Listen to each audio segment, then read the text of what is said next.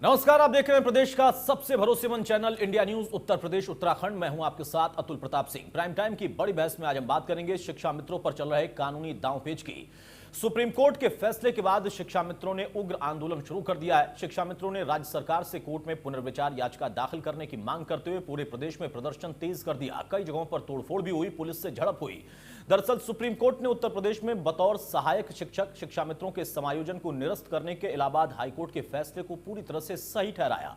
हालांकि कोर्ट ने शिक्षा मित्रों को राहत देते हुए कहा कि अगर ये शिक्षा मित्र टीईटी पास है या भविष्य में टीईटी पास कर लेते हैं तो सहायक शिक्षकों के लिए होने वाली 2 नियुक्ति प्रक्रिया में उन पर विचार किया जाना चाहिए। कोर्ट ने भी यह कहा कि राज्य सरकार चाहे तो समायोजन के पूर्व की स्थिति में शिक्षा मित्रों की सेवा जारी रख सकती है, लेकिन इन सबके बीच सवाल यह है कि सुप्रीम कोर्ट के फैसले के बाद शिक्षा मित्रों का प्रदर्शन कितना जायज है। मांगे मनवाने के लिए सरकारी संपत्तियों का नुकसान क्यों हो रहा है। सवाल यह भी है कि क्या शिक्षा मित्र सियासी विसात के मोहरे बनकर रह गए या सपा ने वोट के लिए शिक्षा मित्रों का इस्तेमाल किया। आखिर में सवाल यह भी बनता है कि सुप्रीम कोर्ट के फैसले के बाद अब योगी सरकार का अगला कदम क्या होगा। इन तमाम सवालों पर एक खास पैनल के साथ हम करेंगे प्राइम टाइम। आपको दिखाते हैं शिक्षा मित्रों का उग्र प्रदर्शन किस तरीके से हुआ। 6 तस्वीरें आप देखिए। राजधानी लखनऊ से लेकर पूरे प्रदेश में शिक्षा मित्रों ने जमकर प्रदर्शन किया। कई जगहों पर तोड़फोड़ की। इस दौरान पुलिस से शिक्षा मित्रों की झड़प हुई। इसमें पुलिस को लाठी चार्ज तक करना पड़ा। राजधानी लखनऊ की तस्वीर, गोरखपुर, मऊ, मथुरा, गोंडा, ग्रेटर नोएडा और ऐसे ही दायरा बढ़ता चला जा रहा। फैसला आने के बाद जगह जगह पर इसी तरीके से शिक्षा मित्रों का आंदोलन, प्रदर्शन, उनकी तरफ से उनकी मांगे रखने का सिलसिला बरकरार है। कई जगहों पर पुलिस से उनकी तीखी नोकझोंक हुई। शिक्षा मित्रों की मांग है कि दरअसल उनको एक रोजगार मिला, उससे छीनने की कोशिश हो रही है। सरकार को पुनर्विचार याचिका दाखिल करनी चाहिए। इन तमाम चीजों को लेकर वो अपनी बात लगातार रख रहे हैं, लेकिन पुलिस से सीधी भिड़ंत या फिर जो सरकारी संपत्ति है अगर उसमें तोड़फोड़ होती है तो इसे जायज भी नहीं ठहराया जा सकता। पुलिस अपना काम कर रही है, लेकिन सुप्रीम कोर्ट के आदेश के बाद जिस तरीके का उग्र प्रदर्शन हुआ है वो और तेजी से बढ़ता हुआ और राजनीतिक रंग भी लेता हुआ।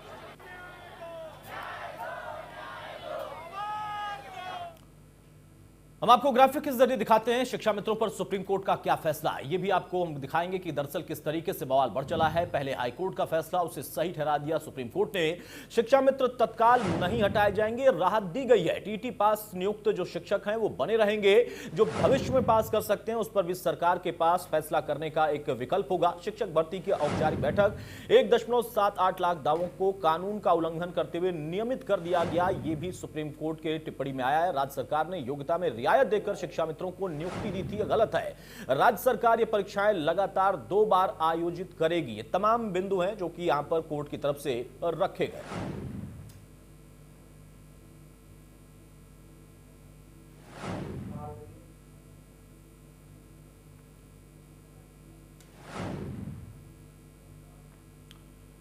पूरा मामला क्या है वो भी हम आपको ग्राफिक के जरिए दिखाते हैं, किस तरीके से मामला उठा और फिर उसमें अब तक क्या हुआ। यूपी में कुल 1,78,000 शिक्षा मित्र हैं जिन पर अब तलवार लटकी है। शिक्षा मित्रों को सहायक शिक्षक के तौर पर समायोजित किया गया था। नियमों को एक तरीके से दरकिनार करके 12 सितंबर 2015 को हाईकोर्ट ने समायोजन को रद्द कर दिया। मामला वहीं से बिगड़ गया। फैसले के खिलाफ यूपी सरकार और शिक्षा मित्रों ने सुप्रीम कोर्ट में भी अर्जी दाखिल की थी। इलाहाबाद हाईकोर्ट के फैसले को रद्द करने की मांग को लेकर यह अर्जी सुप्रीम कोर्ट में दाखिल हुई। शिक्षा मित्रों के अधिवक्ता ने शिक्षा मित्रों के वर्षों से काम करने की दलील देकर उन्हें राहत देने की बात रखी। मानवीय आधार पर सहायक शिक्षक के तौर पर समायोजन जारी रखने की भी उनके अधिवक्ता की तरफ से वहां अपील की गई। संविधान के आर्टिकल 142 का इस्तेमाल कर शिक्षा मित्रों को राहत देने की गुहार लगाई गई, लेकिन फिर भी सुप्रीम कोर्ट ने कुछ विकल्पों को छोड़ते हुए जो हाई कोर्ट का फैसला था उसको सही ठहराया और तुरंत सरकार को आदेश दिए। अब सुप्रीम कोर्ट में यूपी सरकार की दलील क्या थी, जरा ये भी हम आपको दिखाते हैं। क्या दलील लेकर सरकार पहुंची थी। शिक्षा मित्र पहुंचे थे। 1,72,000 शिक्षा मित्रों की नियुक्तियां रद्द कर दी गई। इन तमाम बातों को दलील के तौर पर रखा गया। अगर ऐसा होता है तो बड़े पैमाने पर लोग इससे प्रभावित हो जाएंगे। मामला पब्लिक इंटरेस्ट से जुड़ा हुआ है, पब्लिक हित से जुड़ा हुआ है। ये भी एक ग्राउंड था, एक दलील थी। यूपी सरकार ने अर्जी में एनसीटीई के 2011 की गाइडलाइंस का हवाला भी दिया था। शिक्षा मित्रों को ट्रेनिंग देकर सहायक टीचर बनाया जा सकता है, यह भी एक दलील थी। यूपी में टीचरों की भारी कमी के मद्देनजर बिना टीईटी के शिक्षा मित्रों की नियुक्ति की गई थी, यह सरकार का तर्क था। इन तमाम दलीलों के बीच में भी उनकी बात नहीं बन पाई और सुप्रीम कोर्ट ने हाईकोर्ट के फैसले को सही ठहराया। अब शिक्षा मित्र क्या चाहते हैं जरा वो भी देखिए। आखिर शिक्षा मित्रों की मांगे हैं क्या, किस तरीके से अपनी मांग रख रहे हैं। आदर्श शिक्षा मित्र वेलफेयर एसोसिएशन ने योगी सरकार के पाले में गेंद डाल दी है। सरकार से नियम बनाकर शिक्षा मित्रों को पूर्ण अध्यापक का दर्जा दिलाने की मांग कर रहे हैं। सुप्रीम कोर्ट के फैसले पर रिव्यू पिटीशन दायर करने की भी सरकार से मांग है शिक्षा मित्रों की। और इन्हीं मांगों को लेकर आजकल प्रदर्शन का दौर चल रहा है। प्रदर्शन के साथ साथ वहां पर कई जगहों पर पुलिस के साथ सीधी भिड़ंत है या फिर कई जगहों पर लाठीचार्ज भी हुई। शासकीय संपत्ति जो है उसको नुकसान पहुंचाने का भी जिक्र लगातार हुआ। इन तमाम चीजों के बीच में मामला और ज्यादा बिगड़ता चला जा रहा है। अब सवाल क्या है, क्या वाकई इसमें राजनीति हो रही है, राजनीतिक मोहरा बनाकर रख दिया गया है, या फिर वाकई उनके हित की बात हो रही है राजनीतिक पार्टियों की तरफ से। सरकार का रुख इसमें क्या होगा, सवाल यह है सुप्रीम कोर्ट के फैसले के बाद अब क्या होगा शिक्षा मित्रों का। उसके साथ साथ मांगे मनवाने के लिए सरकारी संपत्तियों को अगर नुकसान पहुंचाया जा रहा है तो क्या यह ठीक है, क्या यह तरीका सही है, क्या यह लोकतांत्रिक तरीका है।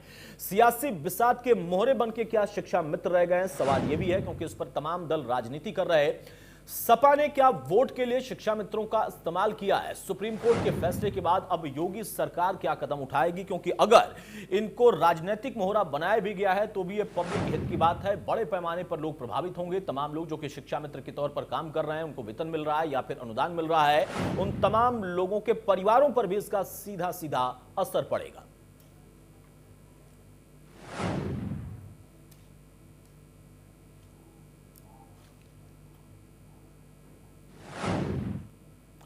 चलिए, हमारे साथ कुछ मेहमान हैं, उनसे मैं आपको तारुफ कराता हूं। चर्चा में हम आगे बढ़ते हैं। कुछ मेहमान हमारे साथ बाद में जुड़ेंगे। राज्यपाल कश्यप साहब हमारे साथ जुड़े हैं, सपा के विधायक हैं, बहुत स्वागत है कश्यप साहब आपका। और के पांडे साहब हैं, कांग्रेस प्रवक्ता हमारे साथ, बहुत स्वागत है के पांडे साहब आपका। राज्यपाल कश्यप साहब, सवाल यही है, शिक्षा मित्रों की बात जब होती है तो सपा सरकार पर सवाल ये खड़े होते हैं कि आप लोगों ने नियमों की अनदेखी करके एक तरीके से वोट बैंक साधने की कोशिश हुई। हाई कोर्ट ने गलत ठहराया, समायोजन को रद्द करने की बात कही। सुप्रीम कोर्ट आप पहुंचे, शिक्षा मित्र पहुंचे, वहां पर भी इस बात को सही माना सुप्रीम कोर्ट ने और उस फैसले को सही ठहरा दिया। आप तो सत्ता से चले गए, अब शिक्षा मित्रों के ऊपर तलवार लटक रही है।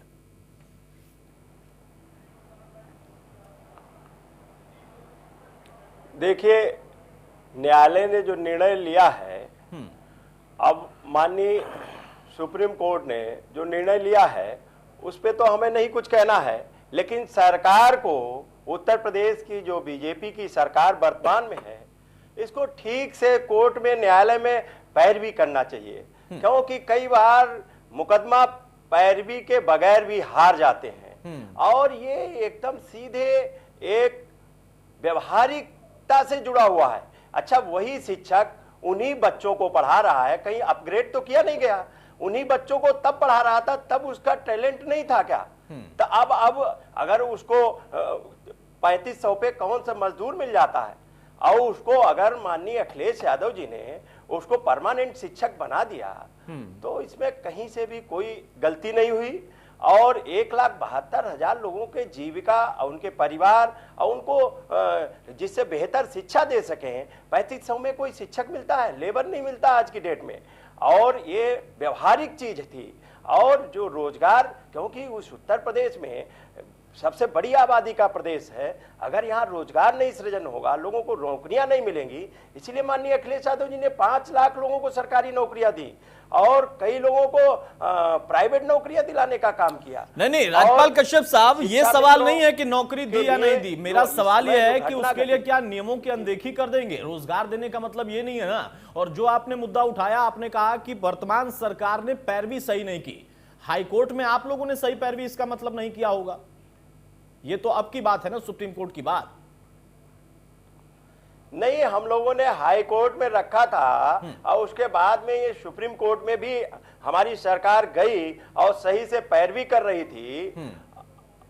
और सही से, क्योंकि वर्तमान में इतने शिक्षकों की कमी है कि पढ़ाने के लिए शिक्षक नहीं स्कूलों में है और इसी की शिक्षा और जो नई भी भर्ती को ली जा रही, इसलिए ये सरकार को सही से पुनर्विचार करके पुनर्विचार याचिका डालनी चाहिए। क्योंकि ये बहुत गंभीर मामला है। जिस हिसाब से नौजवान जो बेरोजगार हो गए हैं, सड़कों पे आ गए, उनके परिवार और 2 वक्त की रोटी के लिए मोहताज हो रहे हैं, कई लोग आत्महत्या कर रहे हैं, कई लोगों को मैं देख रहा हूं जिस तरीके से इस सरकार ने बर्बरता पूर्वक पीटा है। महिलाओं को मर्द पुलिस पीट रही है गोरखपुर में, और गोरखपुर के मुख्यमंत्री जी भी हैं। उनको ध्यान देना चाहिए कि महिलाओं के साथ भी जिस तरीके से बर्बरता से लाठीचार्ज, गोली डंडे चला रहे, कई लोगों की मृत्यु हो गई है, एक लोगों ने आत्महत्या कर ली है। मैं समाजवादी पार्टी मांग करती है कि इनको कम से कम 50-50 लाख मुआवजा दिया जाए, और इनको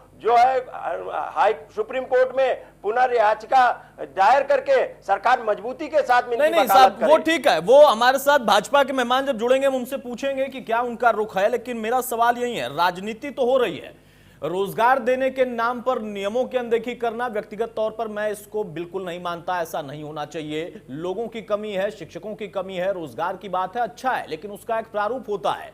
आपने अपने दौर में पैरवी बहुत अच्छी की तो भी आपको झटका लगा हाईकोर्ट से, सुप्रीम कोर्ट जाते जाते आपके सत्ता गई। अब आप सरकार के ऊपर दबाव बना रहे हैं, सरकार से बात कर रहे हैं, सरकार के पुनर्विचार की बात कर रहे हैं, अच्छी बात है, अब इनकी जिम्मेदारी उनसे हम पूछेंगे। लेकिन आप लोगों ने नियमों को अगर तोड़ा मरोड़ा नहीं होता, गड़बड़ी नहीं की होती, तो कोर्ट में इस तरीके से औंधे मुंह आप नहीं गिरते। बहरहाल के पांडे साहब बताइए, लाठी चलना, शासकीय संपत्ति को नुकसान पहुंचाना, शिक्षा मित्रों का उग्र होना, ये तमाम चीजें अलग हैं, उस पर हम बाद में चर्चा करेंगे। लेकिन जिस तरीके से रोजगार के नाम पर नियम तोड़ मरोड़ कर या उनकी अनदेखी करके लोगों को अटैच कर दिया गया, शिक्षा मित्र बना दिए गए, ये उस वक्त में क्या वाकई नीयत सही थी? क्योंकि अगर नीयत सही होती, सिर्फ वोट बैंक की बात नहीं होती, रोजगार देने का एक सिर्फ जिक्र ना होता, तो कम से कम नियम भी इतने पुख्ता होते कि उस पर कोई सवाल भी नहीं खड़ा होता। गड़बड़ी तो हुई है, तभी जाकर कोर्ट में इस तरीके से औंधे मुंह गिरे। देखिए अतुल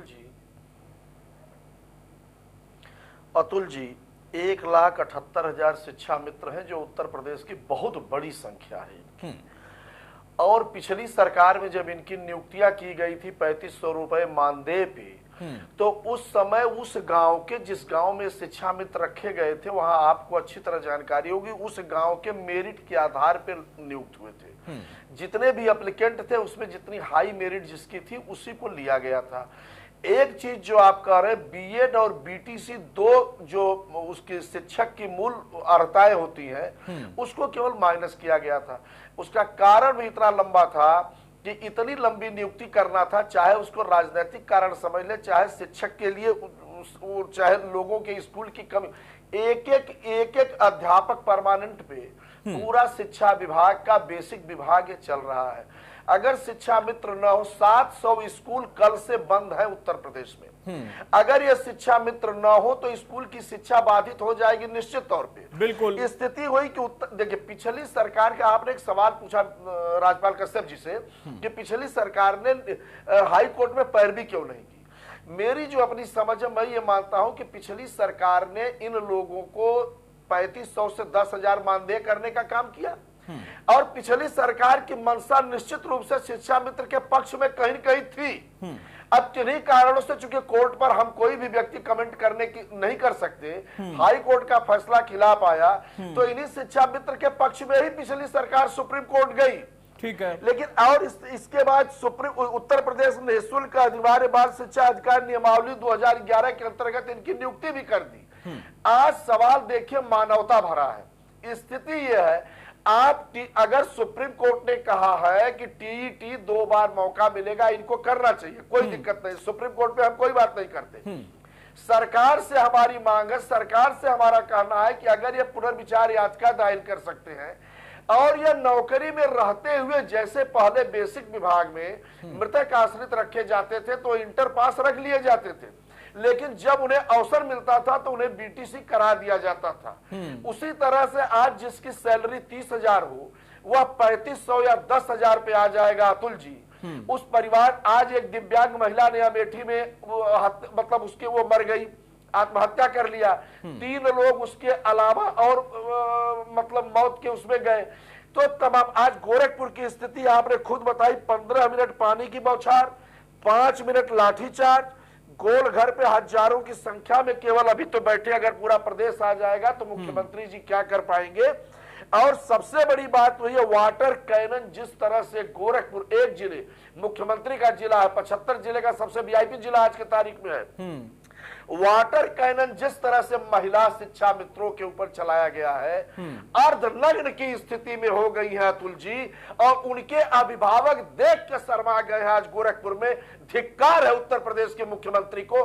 मैं उत्तर प्रदेश के मुख्यमंत्री की इस मामले में भूरी भूरी निंदा करता हूं कि गोरखपुर उनके जिले में महिलाओं को, उन लड़कियों को अर्धनग्न किया गया जिनका अभिभावक भी देखने में शर्मा गया। और आपके स्क्रीन पे भी दिखाया जा रहा है जितने पुलिसकर्मी थे वह महिलाओं को पकड़ पकड़ के उठा के और ले जा रहे थे। अन्यत्र जगहों पे पुरुष और महिला दोनों शिक्षा मित्रों को ले गया। ये क्या हो गया? जरा भी संवेदनशीलता इस सरकार में नहीं रह गई है। एकदम संवेदनहीन सरकार हो रही है। आप कानून व्यवस्था पे नहीं कर पा रहे, जीरो। आपके यहाँ केवल 4 महीना, 4.25 महीना की सरकार में सुनने में आता है निंदा, हम इसकी जांच कराएंगे, जीरो टॉलरेंस। मेरे तो समझ में नहीं आया, मैं भी लॉ ग्रेजुएट हूं, आज तक नहीं समझ पाया जीरो टॉलरेंस का मतलब क्या होता है। भ्रष्टाचार को बढ़ावा देना, जीरो टॉलरेंस का मतलब। आप जो है जितनी पिछली सरकारों ने किया, चाहे रिवर फ्रंट हो, चाहे जो आप दुर्भावना से सबकी जांचें तो कराने लगे। जो जनहित के मामले आप किसी की जांच नहीं करा रहे, कहीं कुछ नहीं करवा पा रहे हैं। अरे कुछ तो संवेदनशील होइए जोगी जी। आपके पास परिवार नहीं है तो देश के परिवार को अपना परिवार मान लीजिए, देश की माताएं बहनों को अपनी मां बहन मान लीजिए, लेकिन संवेदनशील होइए। उन लड़कियों को अर्धनग्न गोरखपुर में मत करवाइए वाटर कैनन चला के। बिल्कुल, ये सही बातें हैं कि किस तरीके से कई जगहों पर पुलिस ने जो किया है वो अपने आप में गड़बड़ है, लेकिन कई जगहों पर शिक्षा मित्रों ने भी तोड़फोड़ की है, वो भी सही नहीं है। और के पांडे साहब, आपने कहा कि जीरो टॉलरेंस का मतलब नहीं समझ में आता, तो मुझे लगता है कि बिहार सबसे अच्छा उदाहरण इस समय है, उसको समझ लेना चाहिए तो अपने आप समझ में आ जाएगा। बहरहाल वो दूसरा मुद्दा है, छोड़िए।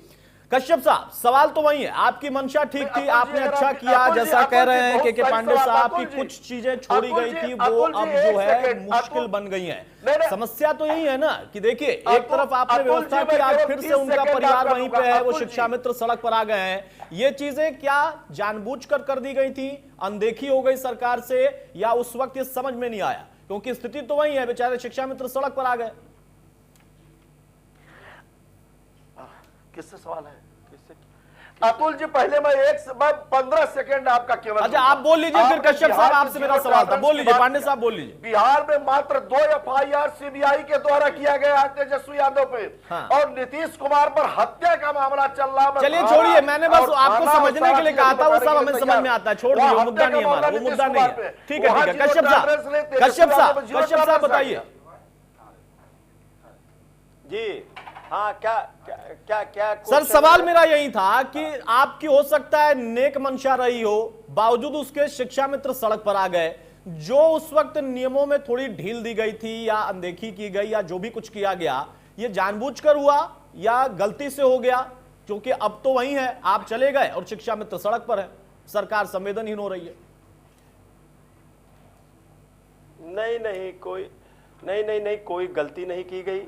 अब वही टीचर, आप एक देखिए तो प्रैक्टिकल में आप समझने का विषय है, वही टीचर उन्हीं बच्चों को पढ़ा रहा है, तब उसकी क्वालिफाइड था। आज उन्हीं बच्चों को अगर सैलरी उनको परमानेंट कर दिया गया, कोई भी अगर चपरासी भी लगता है तो उसको भी आगे चल के परमानेंट कर दिया जाता। 3500 पे कौन टीचर पढ़ाएगा? और 3500 पे पूरे दिन रहना और पढ़ाना, एक लेबर नहीं 3500 रुपए पे मिलता है। तो ये कोई भूल नहीं की गई, उनकी मानवीय दृष्टिकोण को देखते हुए उनको परमानेंट किया गया। और सरकार, वर्तमान की सरकार सुप्रीम कोर्ट में रिव्यू दायर करके और मजबूती से पैरवी करेगी, पक्ष रखेगी इनकी, जो इनकी दिक्कतें हैं, इनकी समस्याएं हैं। नहीं कश्यप साहब, देखिए, मजबूती से आपने भी पक्ष रखा था, हाईकोर्ट ने नहीं सुना। अब कैसे आप कह सकते हैं कि इन्होंने मजबूती से पक्ष नहीं रखा? लेकिन फिर भी सवाल वही है कि अगर नियमों में गड़बड़ी थी, अनदेखी की गई, जो भी कुछ किया, क्योंकि सरकार ने तो फैसला लिया नहीं है, ये फैसला कोर्ट ने लिया है। अब कोर्ट के फैसले पर आप टिप्पणी नहीं करेंगे और सरकार को घेरेंगे तो ये समझ में नहीं आता। गड़बड़ी तो हुई है, गड़बड़ी नहीं होती तो कोर्ट ऐसा फैसला नहीं देता। हमारे साथ गौरीशंकर साहब भी जुड़ जाएंगे, बीजेपी विधायक, उनसे भी हम बातचीत करेंगे। लेकिन कश्यप साहब, आप ये वाकई मानेंगे कि हाँ, कुछ जो भी कुछ किया गया उसकी वजह से ही ये हुआ है, क्योंकि सरकार ने फैसला नहीं लिया है। सरकार को अब आगे क्या करना है उस पर हम आगे सुनेंगे, बात करेंगे, नहीं, लेकिन ऐसा कोर्ट कुछ ने जो नहीं, कहा ऐसा है कुछ कुछ नहीं। गड़बड़ी थी तभी तो कहा बहुत ना। सी नौकरियों में लोगों को परमानेंट किया गया, केवल विशेष ये शिक्षा मित्र ही नहीं, कई और नौकरियों में भी लोगों को परमानेंट किया जाता है। जैसा के पांडे जी ने बताया, कई लोग जो मृतक आश्रित होते हैं उनको भी मौका दिया जाता है। तो इस तरीके से ये बहुत गंभीर मामला है, लेकिन जिस तरीके से आज पुलिस ने जिस तरीके से उनके साथ में अत्याचार किया है, ये निंदा का विषय है। ठीक और है, सरकार को चलिए हमारे इसको साथ गौरीशंकर साहब भी देखना जुड़ चुके चाहिए। हैं, बीजेपी के विधायक हैं, बहुत एक स्वागत है तो गौरीशंकर साहब उनको आपका। तनख्वाह नहीं गौरीशंकर मिल साहब रही। बताइए, उनको- कांग्रेस के प्रवक्ता, सपा के नेता, विधायक, वो दोनों लोगों का कहना है कि एक तरफ आप लोगों ने अच्छी तरीके से कोर्ट में पैरवी नहीं की, दूसरी तरफ आपकी पुलिस महिला शिक्षा मित्रों के साथ भी अभद्रता कर रही है, मारपीट कर रही है, संवेदनहीनता, वो भी गोरखपुर में जहां से खुद मुख्यमंत्री आते हैं। आखिर क्यों इतने खामोश आप लोग इस पर बैठे हुए हैं? जो कुछ हुआ है उसमें शिक्षा मित्रों की तो गलती नहीं है, सरकार ने कुछ किया था, इनका तर्क है कि इन्होंने रोजगार दिया, कुछ नियमों का अगर ढीला डवाली की गई जो है तो उनके हित के लिए किया गया, मानवता का एंगल भी जोड़ा जा रहा है, राजनीतिक एंगल भी इसमें प्रवेश कर गया है, सरकार बिल्कुल खामोश बैठी है, क्या कर रहा है आप? भारतीय जनता पार्टी और योगी सरकार हमेशा कानून का पालन करती है। सुप्रीम कोर्ट का जो आदेश आया था, इन्होंने जो पिछले अपनी सरकार में जो उन्होंने गलत तरीके से नियुक्ति की है, उस गलत तरीके से नियुक्ति ने सुप्रीम कोर्ट ने ये रोक लगाई है। तो ये तो इनको देखना चाहिए था। भारतीय जनता पार्टी की योगी सरकार कानून में विश्वास रखती है। जो सुप्रीम कोर्ट का आदेश है उस आदेश को मानना सरकार की प्राथमिकता है, और योगी सरकार हमेशा युवाओं के लिए, महिलाओं के लिए अग्रणी है, और इनकी मदद करने के लिए हमेशा योगी सरकार आगे बढ़ के काम करेगी। सर इतना बड़ा मुद्दा, इतना छोटा सा कमेंट आपका, ये तो इन्होंने जो चुनावी आरोप लगाए भाषण हैं, ऐसा हो गया, ये- ये करेंगे ये करेंगे ये करेंगे, एक तरफ महिला पीटी जा रही है और आप कह रहे हैं ये करेंगे ये करेंगे ये करेंगे, 3 लाइन में आपने पूरा मुद्दा ही खत्म कर दिया।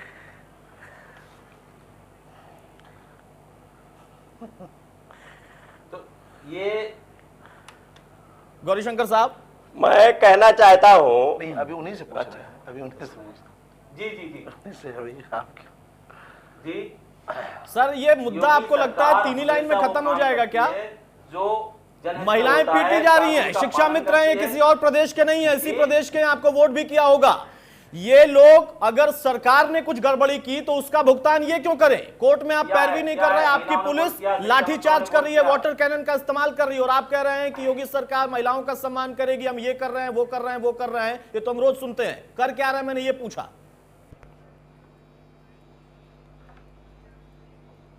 योगी सरकार निश्चित रूप से इन युवाओं का साथ देगी, इन युवाओं के लिए कुछ न कुछ कानून बनाया अरे जाएगा। कैसे इनकी देगी मदद की साहब? जाएगी। साथ देगी, चुनाव के पहले बोला जाता है कि हम आएंगे तो साथ देंगे, अब सत्ता में आ गए हैं आप, अब आप विपक्ष में नहीं हैं, करेंगे कैसे, क्या कर रहे हैं ये मैंने पूछा है साहब। कोर्ट में क्या करेंगे उसके आगे, लिए- पुनर्विचार उसके की लिए मांग है कमेटी इनकी, उसके लिए क्या उसके सरकार ने लिए सोचा है? कमेटी क्योंकि तय अभी होगी, तक तो कमेटी सरकार तय करने खामोश के है इस बाद मुद्दे पर। जो उसमें खामियां होंगी, जो खामियां को दूर करने के बाद इस पर निर्णय लिया जाएगा।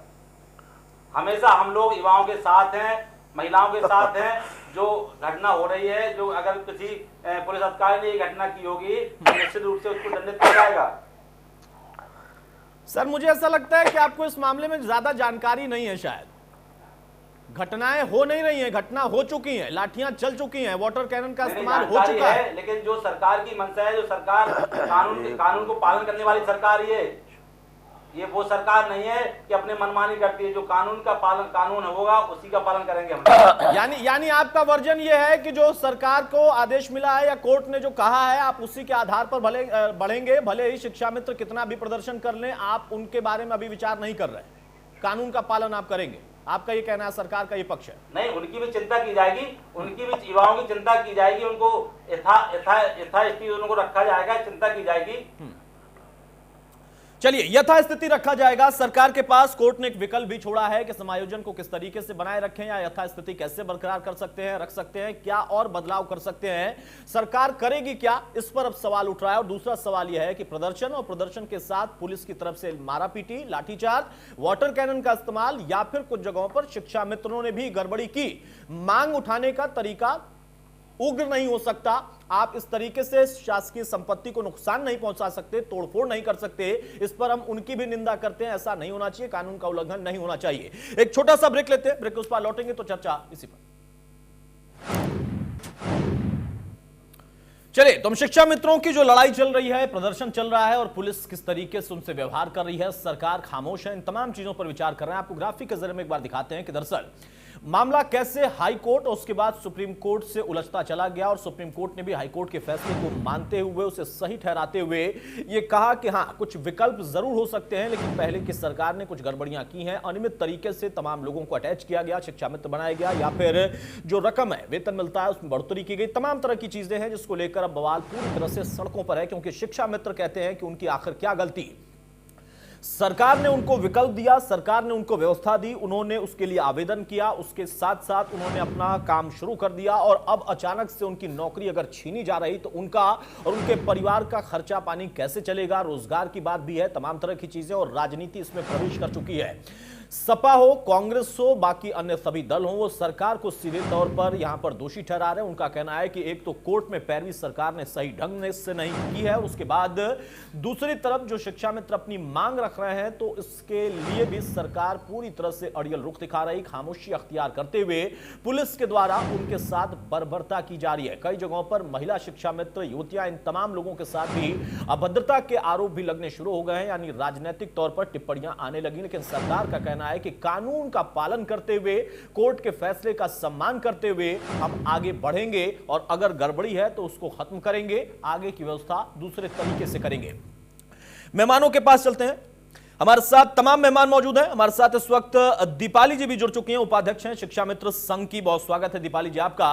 दीपाली जी, मैं आपसे जानना चाहूंगा, पुरानी सरकार, मौजूदा सरकार, किसको आप मानती हैं दोषी? क्योंकि कोर्ट ने फैसला दिया है, सरकार ने कोई कदम उठाया था और मौजूदा सरकार के ऊपर अब दारोमदार है, लेकिन कोर्ट ने कहा कि गड़बड़ी। शिक्षा मित्र सड़कों पर हैं, कई जगहों पर आप लोग तोड़फोड़ भी कर रहे हैं, प्रदर्शन भी कर रहे हैं, पुलिस आप पर लाठीचार्ज भी कर रही है। ये पूरा मामला उलझता चला जा रहा है, इतनी उग्रता शिक्षा मित्रों में क्यों है? क्या वाकई पुलिस ने इस तरीके का वहां पर व्यवहार किया, उसके बाद उग्र हुए, या आप लोगों की उग्रता ज्यादा है?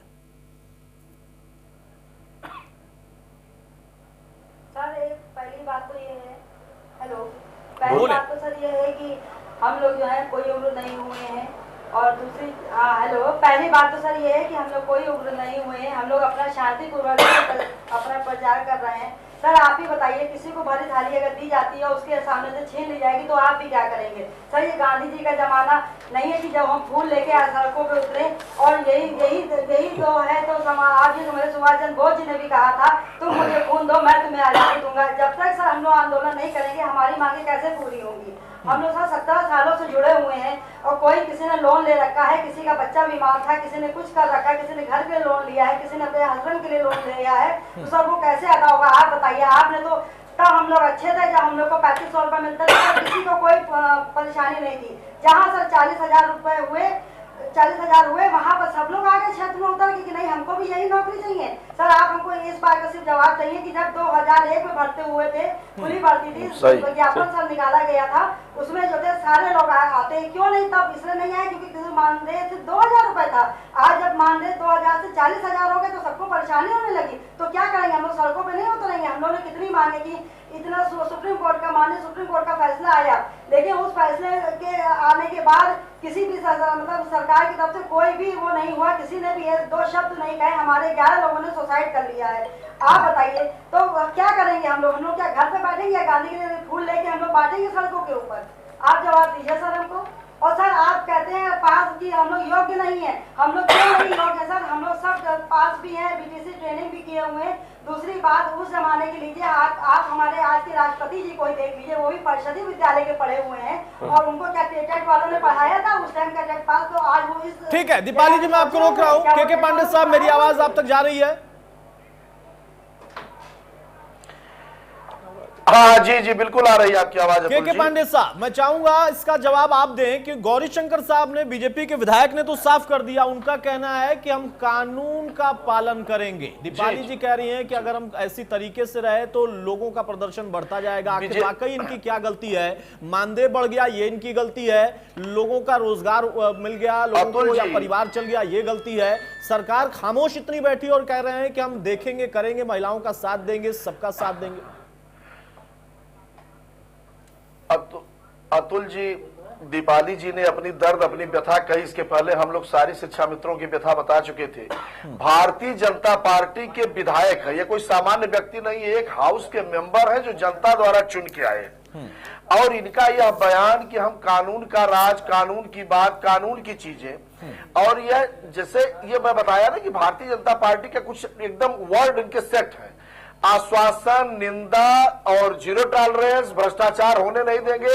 आज जैसे मुख्यमंत्री जी ने विधानसभा में कहा कि अपराधी प्रदेश के बाहर होंगे, ये कम से कम 100 बार तो सुनी चुके हैं। स्थिति यह है कि इतना संवेदनशील मामला, 2.25 लाख, 1,78,000 शिक्षा मित्र सड़क पे आ गए, सारे जिलों में आफत जैसी स्थिति आ गई।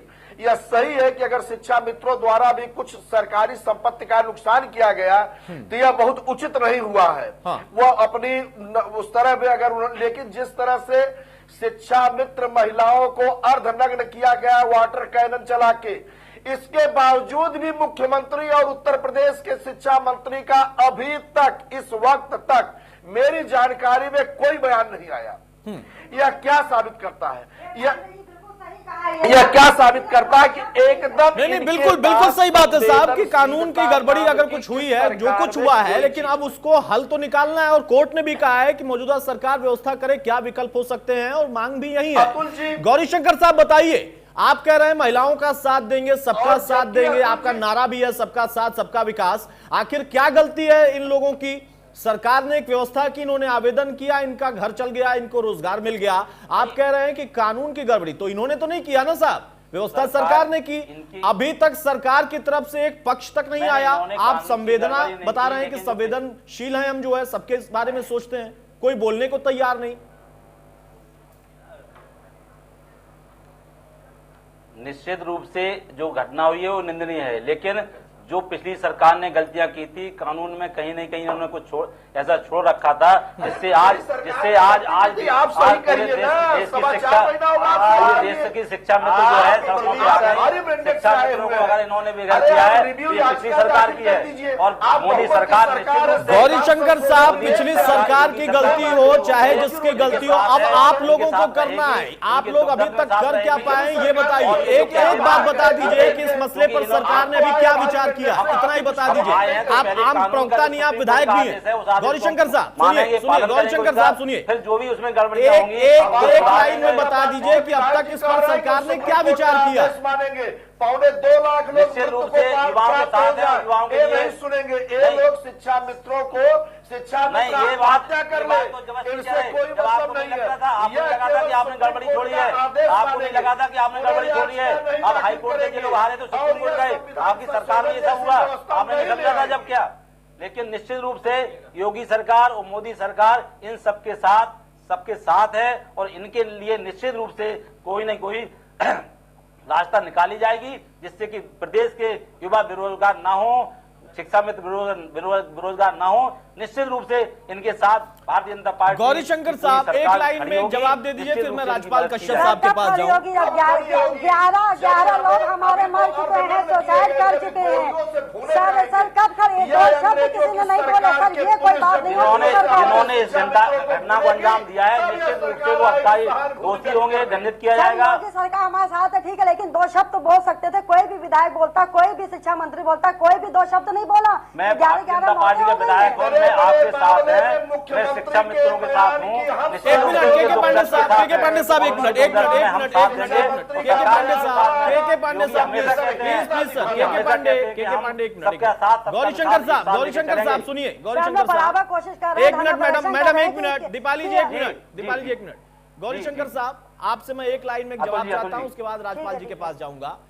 10-11 लोगों की मौत कितने लोग चोटिल, या तमाम तरह की बातें हैं। मेरा सवाल यह है कि आपकी सरकार, योगी जी और मोदी जी की सरकार का हवाला दे रहे हैं, अब तक आपने इस पर क्या विचार किया है? कितना आप सोच पाए, इतना ही बता दीजिए, या और क्या इंतजार कर रहे हैं आप कि कितना हो जाए तब हम सोचेंगे? नहीं, ये तो जिन अधिकारियों ने घटना की होगी निश्चित रूप से उनको दोषी। अरे तो सरकार सो रही है क्या साहब? खुलेआम लाठीचार्ज हो रहा है, मौत हो रही है, वहां पर अभद्रता हो रही है, और आप कह रहे हैं कि जो लोग गलतियां कर रहे हैं, सरकार सो रही है क्या साहब? पता नहीं चल पा रहा है क्या? उत्तर प्रदेश में हो रहा है साहब, मंगल ग्रह पे नहीं हो रहा है, यहीं पे हो रहा है। सरकार के जो अधिकारी, उनकी साजिश है, ये वो साजिश कर रहे हैं, वो साजिश कर रहे हैं। वरना ऐसी घटना नहीं घटी है, ऐसी घटना आज हो रही है। निश्चित रूप से कंट्रोल होगा। अखिलेश यादव का डीएम एसपी कप्तान नहीं बैठा है प्रमुख सचिव। ठीक है, राज्यपाल कश्यप साहब, मैं आपके पास आ रहा हूँ। राज्यपाल को एक एक करके प्लीज एक एक करके राज्यपाल कश्यप साहब वो दोषी होंगे, उनको दंडित किया जाएगा। जो भी अधिकारी इसमें शामिल होंगे उन सबको गौरीशंकर साहब एक मिनट, गौरीशंकर साहब एक मिनट, राज्यपाल जी मैं आऊंगा आपके पास, आऊंगा सर, आऊंगा एक मिनट। गौरीशंकर साहब, ये जो ना लाइन है कि दोषी होंगे, कार्रवाई करेंगे, निंदा करेंगे, ये करेंगे, वो करेंगे, अब छोड़ दीजिए। विपक्ष में नहीं है, सत्ता में बैठे हैं साहब, और आपके पास अभी तक जवाब नहीं है कि सरकार ने सोचा क्या। इतने लोगों को प्रदर्शन के दौर में चोटें लगी हैं, या जो भी कुछ हो रहा है, अगर वो तोड़फोड़ भी कर रहे हैं वो भी गलत है, लेकिन आप लोगों ने अभी तक सोचा ही नहीं है। असल हकीकत तो ये है, आप लोगों का ध्यान ही नहीं गया इस पर, सिर्फ करेंगे करेंगे करेंगे, कब तक करेंगे साहब? ठीक है, राज्यपाल कश्यप साहब, पुरानी सरकार को सिर्फ दोषी ठहराकर, या जो भी आपने गड़बड़ी की उसका भुगतान ये शिक्षा मित्र क्यों करें? आप लोगों ने इस मुद्दे को लेकर कितनी तरीके से बात रखी सदन के दौर में? बातों में योगी सरकार साथ है, कुछ कर नहीं रही है। राज्यपाल कश्यप साहब, कानून का पालन करना चाहिए, और कानून में बंधे हुए लोग हैं। अब ये तो जबरदस्ती है कि कानून का पालन करें। गौरीशंकर जी, मैं बताना चाहता हूं कि अब इनके पास जो भी अभी कानून व्यवस्था गड़बड़ हो, कुछ भी हो, पुरानी सरकार ने किया। अब न पुरानी सरकार का डीएम है, न एसपी है, न कप्तान है, और अगर इनको जो अधिकारी लगता है उसपे ऊपर कार्रवाई करे ना। और दूसरी बात, ये रोजगार के प्रति सजग नहीं है। अभी इन्होंने वित्त विहीन शिक्षकों को पैदल कर दिया, बजट खत्म कर दिया। जो माननीय अखिलेश यादव जी ने 200 करोड़ दिया था उसको खत्म कर दिया। अभी टीसीएस कंपनी, एक बड़ी कंपनी, कई हजार भाग रही है यहाँ से, कई हजार लोग बेरोजगार हो रहे हैं। तो ये रोजगार के प्रति सजग नहीं है। अगर ये सजग होते, अब इनको ये लगता है कि समाजवादी सरकार में जो भी काम हुए उनको खत्म हो जाए, चाहे वो 100 नंबर हो तो उसको ढीला छोड़े हुए, नहीं तो जब तक माननीय अखिलेश यादव जी के थे तो 100 नंबर कितना अच्छा काम करता था। लेकिन ये महिलाओं को जो 100% ये महिलाओं के लिए चिंतित है, मैं इनसे पूछना चाहता हूँ, महिलाओं के लिए चिंतित है तो महिलाएं 55,000 महिलाओं की 500 रुपए पेंशन छीनने का काम बीजेपी ने किया है। हम तो आते तो 1,000 देते, और जो महिलाओं के साथ में आज हुआ है वो बहुत ही निंदनीय है। जितनी निंदा की जाए। ठीक है, मैं रोक रहा हूं सर, अब वक्त कम है मेरे पास, तो मैं चाहूंगा एक एक करके अपनी बात रखें ताकि आपकी बात हम तक पहुंच पाए, दर्शकों तक पहुंच पाए। दीपाली, मैं आपसे जानना चाहता हूं, मौजूदा सरकार के रुख को कैसे देखती हैं आप? पिछली सरकारों ने जो किया वो किया, मौजूदा सरकार से क्या उम्मीद है, और अभी तक आप लोगों की बात कितनी हो पाई है सरकार के किसी भी प्रतिनिधि से? दीपाली, उस कर्म का आपको दंड मिला है। गौरीशंकर साहब शांत हो जाए सर, बोलने दे, एक एक करके बोलने दे प्लीज सर। दीपाली, अपनी बात रखें। जो अधिकारी दंडित किया जाएगा 100%। सर जी, अभी मैं सचिवालय से ही आ रही हूँ। मुख्य आयुक्त जो है आपके गन्ना संस्थान के, उनसे मैं मिली हूँ, मुख्य सचिव साहब से उन्होंने बुलाया था वार्ता के लिए। उन्होंने पूरा प्रतिनिधि मंडल उनको नियुक्त किया गया था मुख्यमंत्री, माननीय मुख्यमंत्री जी की तरफ से कि आप वार्ता कीजिए, सारे प्रतिनिधि मंडल को बुलाइए। तो उन्होंने हमको बुलाया, आज वार्ता हुई। उन्होंने बोला बीच का रास्ता निकालेंगे है, और जो लोग जो है वो खुली भर्ती करेंगे, उसमें मैं आप लोगों को लूंगा। तो सर आप बताइए, हम लोग की एज 45 साल हो गई है। हम लोगों ने उस time high school inter BA किया था जब केवल 30% 28% रिजल्ट आता था, और आज के समय में सर आप बताइए, जो ISC बोर्ड CBSE बोर्ड जो 90% मार्क्स लेके आ रहे हैं, उनके आगे हम लोग कहाँ पर टिकेंगे? ये कहाँ का न्याय है कि 1,72,000 को आप सड़क पे ला के रख दीजिए, और बाकी जो टेट पास है उनको आप कंटिन्यू कर रहे हैं। सफेदा पकड़ा को आपने कंटिन्यू कर दिया है, क्यों क्यों संजय मोहन जी जेल में है, जिन्होंने इतना बड़ा खेल खेला वो जेल में डाल दिया, और जो उनके द्वारा नियुक्त किए गए हैं वो सब आज नौकरी कर रहे हैं और सुप्रीम कोर्ट ने उनको बिल्कुल हरी झंडी दिखा दी है। यानी दीपाली, आप लोगों की जो अभी बात हुई है, जो आप बता रही हैं कि आप लोगों को आमंत्रित किया गया था, उसमें जो प्रपोजल आपको दिया गया आप उससे असहमत हैं, आप नहीं मान रही हैं उसको, वो आप लोगों के हित में नहीं है? कोई प्रपोजल नहीं दिया गया सर, बीच का रास्ता निकाला जाएगा ये बोला गया है। उनके पास कोई खुद रास्ता नहीं, वो क्या रास्ता निकालेंगे? इतना बड़ा डिसीजन सुप्रीम, हम लोगों ने कहा समान वेतन समान कार्य का भाई रास्ता दे दो, कोई और नाम से हम लोग को समायोजित कर दो ना, शिक्षा सहायक बना दो हम लोग को, उसमें तो किसी की जरूरत नहीं है। लेकिन वो उस पर भी एग्री नहीं, लौट फेर के घूम फिर के वो सुप्रीम कोर्ट के ही बात को मान रहे हैं। आज तक इतने फैसले हुए, कभी जजमेंट नहीं आता है तुरंत, यहाँ तुरंत ही जजमेंट आया, तुरंत फॉलो होने लगा। ये कहाँ कहने आया सिर्फ शिक्षा में? ठीक है दीपाली, मैं आपको रोक रहा हूं, मैं सभी मेहमानों से यहाँ गुजारिश करूंगा कि अपनी अपनी बात अपने अपने समय में रखें ताकि सबकी आवाज स्पष्ट तौर पर सुनाई दे। गौरीशंकर साहब बताइए, बीच का रास्ता निकालेंगे, इतने लोगों इतनी घटनाओं के बाद ये लाइन निकल कर आई है सरकार की तरफ से, अभी आपको दीपाली ने बता दिया, बीच का रास्ता निकालने में इतना वक्त चला गया, रास्ता कब निकलेगा? और जो रास्ता निकालने की बात कर रहे हैं उससे तो ये सहमत है नहीं, तो कितने संवेदनशील हुए सरकार के लोग या सरकार इन लोगों के लिए, या क्या करने वाले हैं? कोर्ट में आप जाकर पुनर्विचार याचिका दाखिल करेंगे, क्या करेंगे? आज वार्ता हुई है, निश्चित रूप से वार्ता जो हुई है उस वार्ता में रास्ता नहीं निकला, लेकिन निश्चित रूप से दोबारा फिर सबको बुलाया जाएगा, शिक्षा मित्रों की यूनियन होंगी, नेताओं को बुलाया जाएगा और फिर दोबारा रास्ता की तय की जाएगी कि इनका रास्ता क्या हो सकता है। इनसे ही पूछा जाएगा, सरकार भी अपने तय करेगी। तो निश्चित रूप से इन युवाओं के साथ और शिक्षा मित्रों के साथ सरकार खड़ी होगी, निश्चित मानिएगा। सर हमने पूछा भी इस बीच हम लोग क्या करें, कहाँ जाए? ठीक है दीपाली जी, रोक रहा हूँ, दीपाली जी रोक रहा हूँ, दीपाली जी अपने अपने बारे में बोले, एक मिनट दीपाली अपने बारे में आप बोले। के पांडे साहब, हम कंक्लूजन पर अब आते हैं। यहाँ पर समस्या है, समाधान क्या हो सकता है? क्या हो सकता है जो सरकार को करना चाहिए कोर्ट में या फिर कोर्ट के बाहर अपने तरीके से, कानून के तरीके से? क्या विकल्प इन लोगों के लिए हो सकते हैं? गड़बड़ी अगर हुई भी तो भी छोड़ दीजिए। और दूसरा, तत्काल जिस तरीके की घटना है, अगर कोई शिक्षा मित्र तोड़फोड़ कर रहा है, गलत वो भी है, उस पर भी सख्ती होनी चाहिए। लेकिन अगर पुलिस इस तरीके से मारपीट कर रही है, बर्बरता कर रही है, वाटर कैनन का इस्तेमाल हो रहा है, लाठीचार्ज हो रहा है, कार्रवाई उन पर भी फौरन होनी चाहिए। विकल्प क्या है, समाधान क्या? अतुल जी, सबसे पहले तो भारतीय जनता पार्टी के हमारे आदरणीय विधायक जी ने कहा जिस तरह की बात, बड़ा हास्यास्पद लगा कि यह सरकार में जो अधिकारी है वो पिछले सरकार के जो गोरखपुर से लेकर तमाम जिलों में लाठी और डंडा चलवा रहे हैं। लगता है ट्रांसफर उद्योग की जानकारी आपको कम है। दूसरी चीज, विकल्प दो है इसके जो हम लोगों के समझ में आ रहा है। एक तो ये पुनर्विचार याचिका सुप्रीम कोर्ट में करे और उसमें सरकार कायदे से पैरवी करे, तो मुझे लगेगा सुप्रीम कोर्ट संज्ञान में लेते हुए इन लोगों का पूरा अपने निर्णय पर एक बार विचार कर सकती है। और दूसरा, इनके पास भारी बहुमत है, लोकसभा, विधान परिषद, विधानसभा, सारी जगह पे इनके भारी बहुमत है और यह संविधान संशोधन विधेयक भी ले आ सकते हैं, क्योंकि पूरे उत्तर प्रदेश के लगभग 2 लाख परिवारों का सवाल है, 1-2 घर का परिवार नहीं है। इससे बड़ा कोई यूनिटी नहीं हो सकती है। और तीसरी चीज है कि इनको, शिक्षा मित्रों को भी इनको आश्वासन देना चाहिए। अब तक मुख्यमंत्री जी को सामने आ जाना चाहिए, ये आके आश्वासन दे कि आप लोग अपने अपने घर जाओ। जिस तरह से चल रहा, बहुत जल्दी 1 हफ्ते, 10 दिन, 5 दिन, 15 दिन में मैं इस पे कुछ न कुछ करूंगा और तब तक आप लोग अपने पद पे बने रहोगे। जैसा कि सुप्रीम कोर्ट ने भी कहा है कि इनको आप, सरकार चाहे तो पद पे बनाए रख सकती है, जो 5 निर्णय दिया है, हटाया नहीं जाएगा। तो ऐसी स्थिति में इनको भी थोड़ा आश्वासन मिले। ये मर रहे हैं, इच्छा मृत्यु की मांग कर रहे हैं, आत्महत्या कर रहे हैं, पुलिस इनको नंगा कर रही है, कह लीजिए एक तरह से, महिलाओं को हमारे। यह सारी चीजों पे कम से कम पुलिस में भी कार्रवाई। और सबसे बड़ी बात एक है कि मुख्यमंत्री जी को अब तक सामने आ जाना चाहिए था, एक-एक क्षण विलंब हो रहा है।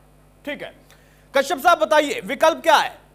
विधानसभा कार्यवाही समाप्त अनिश्चितकाल के लिए, वहां पर भी आप लोगों ने इस मुद्दे को उस तरीके से तो नहीं उठाया पुरजोर तरीके से, लेकिन अब विकल्प क्या है? जिस तरीके की बात बीजेपी के विधायक अभी कह रहे हैं, लग रहा है कि हाँ वाकई उतनी ही ज्यादा गंभीरता है, बीच का रास्ता निकाल लेंगे ये लोग। देखिए, जैसा अभी के पांडे जी ने बताया, इनकी दिल्ली में भी पूर्ण बहुमत की सरकार है, यहां भी पूर्ण बहुमत की सरकार है और सरकारें, संसद और विधान सभाएं कानून बनाती हैं। और एक तो ये रास्ता हो सकता है, दूसरा रास्ता ये हो सकता है कि रिव्यू वहां करें सुप्रीम कोर्ट में और ठीक से पैरवी करें और इसको ये मत लें कि समाजवादी सरकार ने किया था इसलिए ये हट जाए तो ठीक है।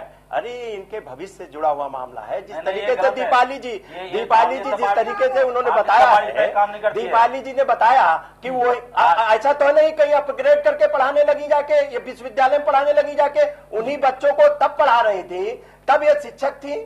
अगर उनको मानदेय समाजवादी सरकार ने दे दिया तो इनकी पेट में पीड़ा हो रही, कुछ लोगों के पेट में पीड़ा हो रही कि समाजवादी सरकार ने 1,72,000 लोगों को कैसे एक कलम से कर दिया। तो ये देखिए, जब 15-15 साल से लोग पढ़ा रहे हैं, उन्हीं बच्चों को पढ़ा रहे हैं, तो अगर कोई शिथिलता भी लानी हो तो शिथिलता लाके इनको रास्ता निकालना चाहिए था। और हमारी सरकार इस पे विचार भी कर रही थी और सुप्रीम कोर्ट में डाला था। अगर हमारी सरकार के समय में सुप्रीम कोर्ट से निर्णय आया होता तो हम लोग कोई न कोई सरकार हमारी निर्णय ले लेती इनके पक्ष में। और सुप्रीम कोर्ट कानून बनाती है, विधानसभा कानून बनाती है, संसद, और उसका पालन करने का काम, पालन कराने का काम माननीय उच्च न्यायालय और सुप्रीम कोर्ट का है। तो कानून बना देना इनके लिए। चलिए, बहुत सारे विकल्प हैं, लेकिन सरकार करे तब। यहाँ पर रोक रहा हूं मैं आपको। दीपाली जी, आपका मैं फाइनल कमेंट चाह रहा हूं। सरकार से तत्काल अभी तक जितनी आपकी वार्ता हुई है, आप उससे नाखुश दिखाई दे रही हैं। जो घटनाएं हो रही हैं, आप अपने शिक्षा मित्रों को भी बोलिए कम से कम इस तरीके की तोड़फोड़ ना करें। उसके अलावा पुलिस अगर कुछ गड़बड़ी कर रही है तो उस पर तो हम सवाल खड़े कर रहे हैं, लेकिन मांग आपकी क्या है कि तत्काल अभी किस तरीके का आश्वासन आपको चाहिए जो कम से कम आपको बीजेपी के विधायक ही दे सकते हैं? अगर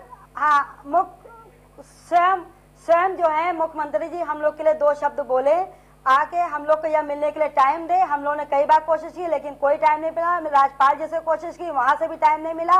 रिव्यू चाहते हैं, रिव्यू हो, लेकिन एक कंडीशन पे हो कि सुप्रीम कोर्ट के अंदर क्या हो रहा है। हम लोग को कुछ नहीं मालूम कि जज साहब ने के पैनल ने क्या स्टेटमेंट दिए, क्या उसका रिजल्ट बाहर आया, वकीलों ने क्या बोला, हम लोग सब इससे अनजान थे। हम लोग को क्या पता कि किस पार्टी ने किसने क्या हम लोग संग खेल खेला, और सफर तो हम लोग कर रहे हैं ना। हम लोग कहाँ जाएं अब आप बताएं। तो ये कंडीशन होने चाहिए कि अगर सुप्रीम कोर्ट में रिव्यू होता है तो उसके अंदर हमारे प्रतिनिधि मंडल को जाने की परमिशन मिले कि वकील साहब, हमारे वकील या सरकार के वकील क्या बोल रहे हैं। आखिर हम लोग भी पढ़े लिखे लोग हैं, कोई जाहिल गवार नहीं। हम लोग को भी इतना पता होना चाहिए कि हमारे वकीलों ने या सरकार के वकील ने वहां पर क्या बोला है और जज साहब ने क्या स्टेटमेंट दिया या क्या। ये तो आप अपने वकील से भी पूछ सकती है, इसमें कौन सी बड़ी बात है। इसमें सरकार से क्या कहना है, अपने वकील से पूछे, वो अलग बात है। लेकिन तत्काल में आश्वासन आप क्या चाहते हैं? मुख्यमंत्री कम से कम इस पर खुलकर बोले। पूछा था वकील